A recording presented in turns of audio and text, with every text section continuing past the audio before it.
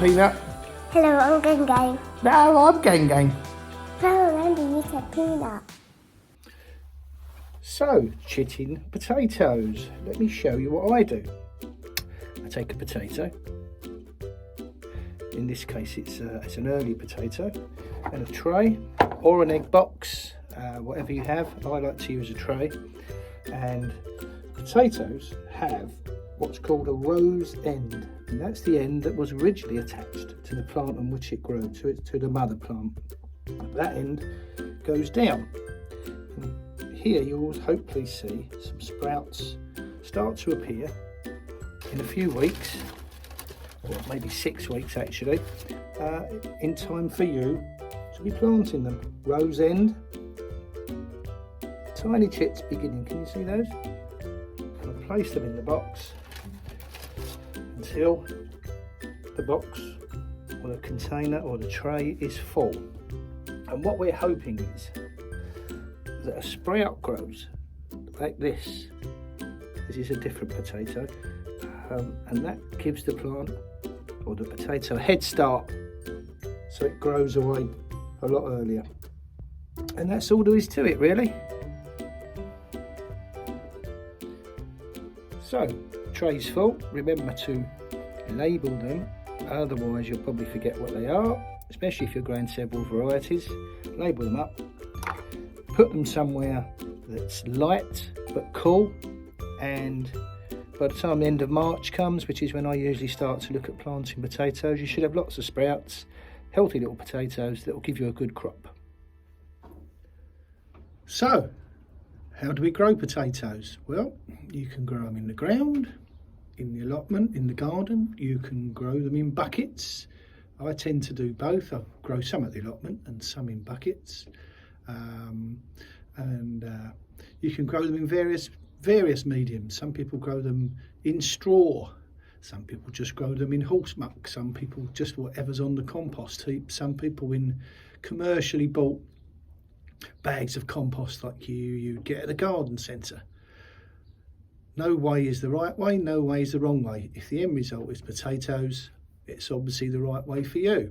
Now what I tend to do is I like to riddle or sieve all my compost, whether it's made by me or I've bought it in commercially, run it through a riddle, and the fine compost comes out the bottom, and you get lots of lumps left, which I put these lumps into a bucket like this. Holes in the bottom, fairly deep. I believe this is 30 litres, so a bucket like that. So I like to grow potatoes in buckets, and I simply put an inch or two of compost in the bottom of the bucket, usually the bits that I've sieved off, or the lumps and bumps and rough bits, because potatoes grow in just about any medium.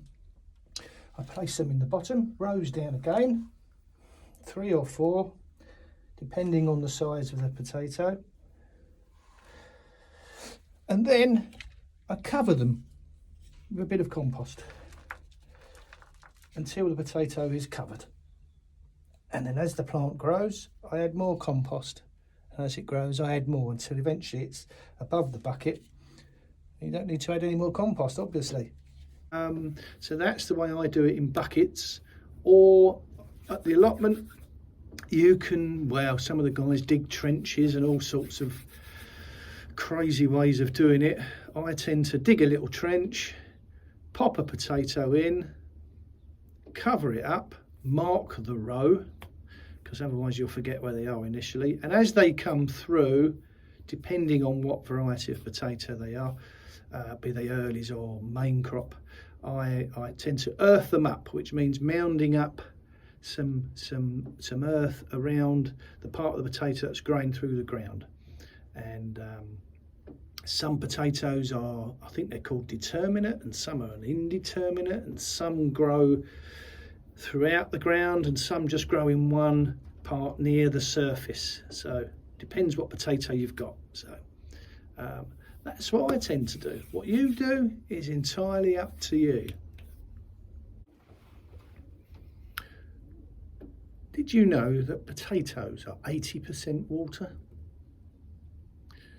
You'd think you'd have to water them quite a bit, wouldn't you? But the potatoes I grow at my allotment, I've never ever watered. One of the reasons is I don't want to get the leaves all wet and encourage, or possibly encourage, the blight. But when I'm growing in the buckets, I do water. And when I water, I'll water the compost in the bucket. I don't water the plant, the potato plant that's growing. I don't water the leaves. Again, blight. So water the compost, not the leaves. How do you know when your potatoes are ready?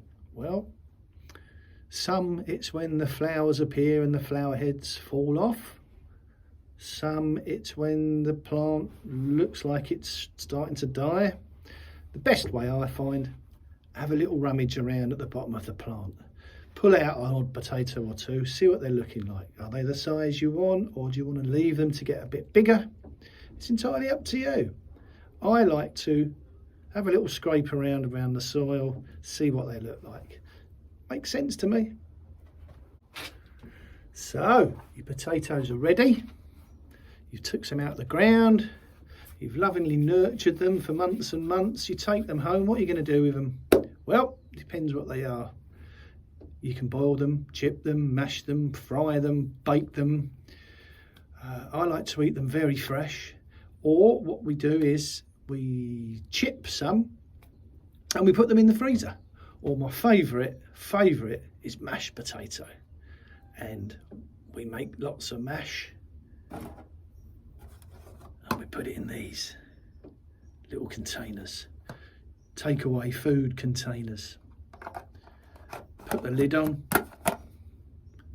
in the freezer, middle of winter, mashed potato that tastes as fresh as when you started it, and put it in the freezer.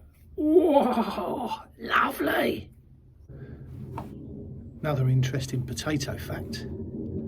Do you know that they were cultivated by the Incas of Peru, 5000 BC, and they were brought to Europe in the 1500s, I believe, and at that time, apparently, they were worth their weight in gold. I wish they still were. I've got bagfuls. Anyway, finally, what do you call a potato wearing glasses? A spectator. Till next time, take care. Bye. Let's see what's in this bucket. Ha ha! Here's another one. Another one. Wow. Look at that one.